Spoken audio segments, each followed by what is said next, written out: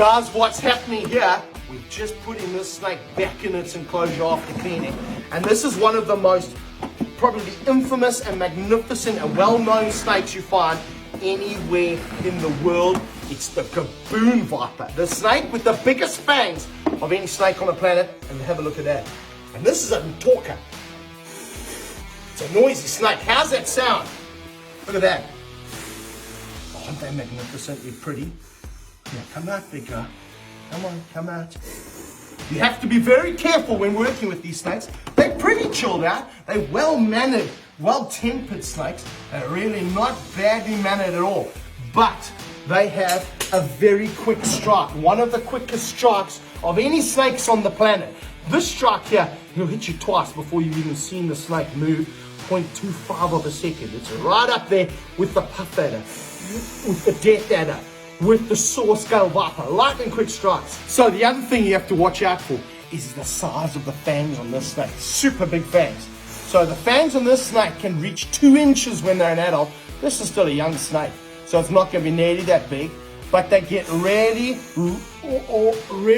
big. So fangs like this, I know if somebody bit it in the finger, the fang came right through the bottom of the finger and the venom squirted out the bottom. How's that for absolutely frightening? The next thing is, look over here at the head. Massive head here. That's venom gland. That's venom gland. It's got 2 massive venom glands. The gaboon viper will give you the biggest yield of venom of any snake in the world, up to 7 mils of venom in a bite. And the problem with that, don't bite me in the face. That would be catastrophic. The problem with that is a gaboon viper, if it was to bite you and inject all that venom into you, what's going to happen? Your body's going to go into multiple organ failure because there's so much venom. Just going to lift him up off the floor so you can see him nicely here. Come on. It's okay. Oh, no. Now, he could bite the glove there from that position. Let me just turn him around a little bit. Come on, beautiful. I just want to show people how beautiful you are. That's all we want to do. And a lot of the time, gaboon vipers are huff and puff. They actually don't want to bite too often.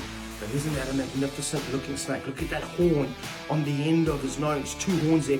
And that, what it actually does is it mimics a leaf at the end where the leaf curves up. That was a good move. You relax here, buddy.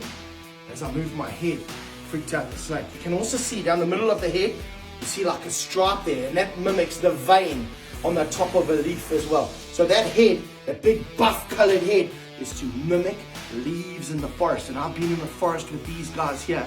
It's exactly what those big leaves look like as they found in the forest.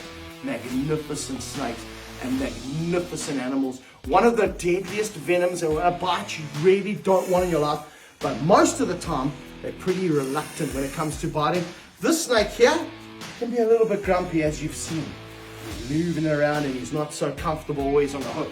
But the gaboon viper is one of my favorite snakes in the planet, and it's the snake that originally got me to fall in love with venomous snakes. When I was just 4 years old, page 42 of a little snake book had the gaboon viper on it, and that's where my love for venomous snakes started, with one of what I consider the most beautiful snakes found anywhere in the world, the gaboon viper. We'll see you next time. Dingo out.